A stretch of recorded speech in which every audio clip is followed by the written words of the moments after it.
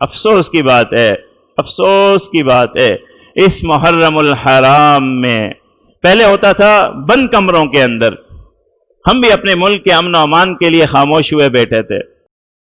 محرم الحرام میں آپ کے اس شہر کراچی کے سب سے بڑے جلوس میں، سب سے بڑا جلوس، اور اس کے اندر لوگوں نے نہیں، اس کے اسٹیج سے، اس کے اسپیکر سے، نماز پڑھانے کے بعد اسپیکر سے صحابہ کرام رضوان اللہ تعالی علیہ اجمعین کو توہین کرنا، گالی دینا، لعن طعن کرنا، یہ کیا ہے؟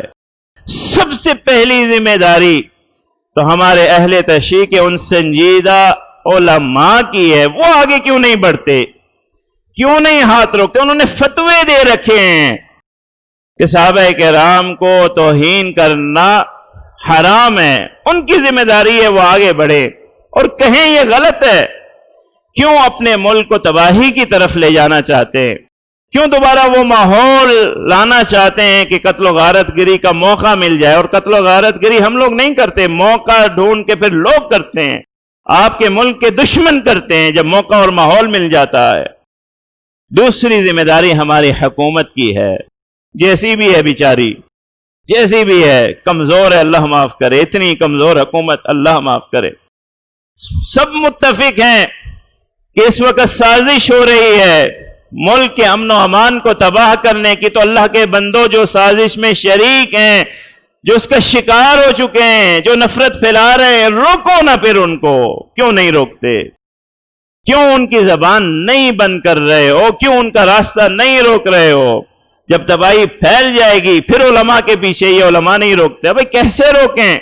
عدالتیں تمہاری ہیں، ادارے تمہارے ہیں، ایک آدمی نے فرقہ واریت کی ہے، آپ کی ذمہ داری ہے اسے روک دیجئے، اسے روک دیجئے، ورنہ کیسے ممکن ہے آپ کے اور میرے ماں باپ کو اگر کوئی گالی دے تو پھر آپ امن و امان نہیں دیکھتے، ہاتھ اٹھا دیتے ہیں کہ نہیں اٹھا دیتے؟ بوڑھے ہاتھ اٹھا لیتے ہیں، تو ان نوجوانوں کو پھر کون روکے گا؟ جب صحابہ کرام کو گالیاں دی جائیں گی، کون سا فتویٰ ان کی راہ میں حائل ہوگا؟ کون سا مولوی ان کو سمجھا سکے گا؟ یا پھر تو کوئی انجیکشن آپ بنا لیجئے جو ہم سب کو لگا دیں کہ ہم سارے لوگ بغیرت ہو کے بیٹھ جائیں، سنتے رہیں۔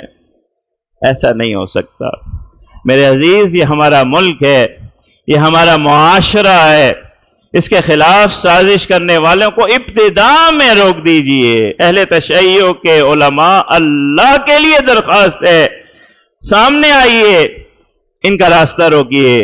حکومت، عدلیہ، ایف آئی آر تو کاٹ دی مگر گرفتار نہیں کر رہے۔ کیوں گرفتار نہیں کر رہے؟ آپ کو کون مجبور کر رہا ہے کہ آپ حضرت معاویہ کو صحابہ مانیے؟ مت مانیے، آپ کے ماننے نہ ماننے سے کیا ہوتا ہے؟ مگر ہم جو ہزاروں لاکھوں لوگ مانتے ہیں، آپ کو کس نے حق دیا ہے کہ ہمارے شہر کے بازار میں جنہیں ہم صحابی کہتے ہیں، جو اللہ کے رسول کا کاتب وحی ہے، اس کی توہین کریں؟ اس کا حق کس نے دیا ہے آپ؟ یہ تو فساد ہے، یہ دین تو نہیں ہے۔ اس فساد کو مت مچائیے، اس فساد کو برپا نہ کیجیے۔ اللہ کرے کہ ہمارے شہر کا امن و امان قائم رہے، اللہ کرے کہ ہماری حکومت جلد سے جلد اس کا ایکشن لے، اللہ کرے کہ اہل تشیع کے سنجیدہ علماء، اہل علم آگے بڑھیں اور اس معاملے کو سنبھالیں۔ وآخر دعوانا ان الحمدللہ رب العالمین۔